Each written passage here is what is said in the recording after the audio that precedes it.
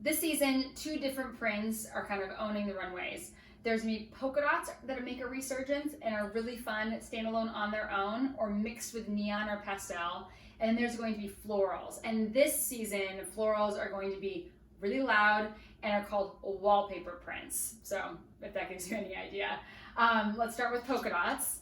Polka dots are definitely bold enough that they can stand on their own, and you kind of can choose what texture or what sizing is good for you. I feel like this miniature polka dot is probably the easiest across the board because it almost turns into a texture, so it doesn't overwhelm or exaggerate a specific area of our bodies that we don't necessarily want to exaggerate. This Tanya Taylor dress has a stretch fit all the way down, so it's like a fit and flare, and it has an off the shoulder or up, depending upon your bra that you want to wear, puff sleeves. This would be a really great, fun little playful summer dress that you could travel in. It doesn't wrinkle, it's like a little cotton piece, which would be fun. The way I'm going to finish this is either with a neon or colorful shoe or with a neon or colorful bag. So I love the idea of doing this Nancy Gonzalez croc bag with it, the neon yellow, or popping it with this playful, transparent Kurt Geiger crossbody bag, okay? Polka dots are really easy to pop with color. If you want to, you can do it on their own and just keep it nice and clean and classic. Maybe pair it with the Chanel little sneaker for a more flirty look, or you could do it back to the Gucci little classic 90s square toe slide if you just wanted to keep it simple. But I do think the polka dots are really fun to be able to mix with other colors. A different kind of vibe or approach to the polka dots would be this Acris Punto leather and pontinet backing little set. So I love that you could do the polka dot with a playful sweater or something like a boot or something, and then mix it with the top when you want to and finish it with the jacket, or just wear it together, tuck in. It's like a fun summer leather, almost falls into that category. But this is something that, because it's polka dot, it's gonna be kind of like a stripe in your closet, and you can inject kind of wherever you feel. If in the middle of next fall or winter, you wanna have a little more energy and you're just tired of wearing all black and gray, you could pop this and it would totally work because it's leather, because it's black based. I kind of like the idea too of mixing your polka dots. So doing the same little popped collar 70s vibe, putting this white or cream with black dot under the black with white dot, and then finishing it with a little pencil skirt. I think that would be a really unique, interesting look. Again, you could do this back to just the 90s slide, a black pump, a little black loafer, and be nice and clean. But I like that polka dots kind of can flex with you a little bit. And if that's a little bit too much and you feel like polka dots are too overwhelming, say you're really petite and you don't want to add that much energy to your torso, you can always just keep it on the bottom and then choose a really micro dot polka dot. So this little high-waisted Wit and Wisdom denim would be really easy. You can pair this back to florals if you want to, or this little slip skirt by Halogen would be a fantastic little finisher. So keeping the volume on the bottom and keeping the polka dot really small so it falls back into a texture.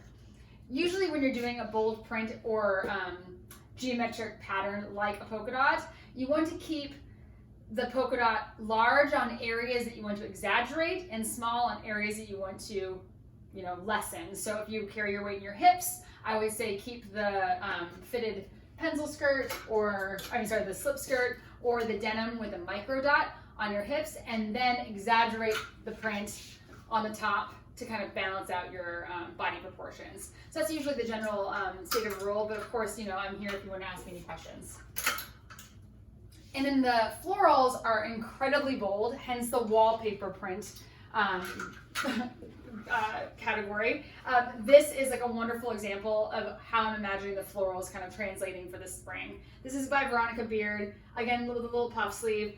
Really, really tailored waist, again, because of what we talked about in the 70s suiting video. When you have a really bold print, it can actually camouflage very well the things you want to hide, but it has to be tailored and nipped in the waist. Otherwise, it just adds volume. So whenever you're doing anything bold like this, you need to have a waistline. You need to have something that exaggerates your waist and your bust area.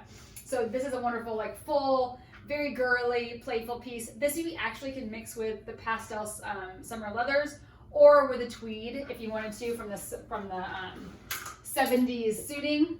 And this is another example of the wallpaper print. So this is not necessarily as loud as the Veronica Beard one because it's done tonally in just purples and creams, but it is a really literal large floral print and it's head to toe. So I love the fact that it has the little bellish buttons. Gani always does exaggerated very, very well. So this is like a little jacket dress. I think it's a blast.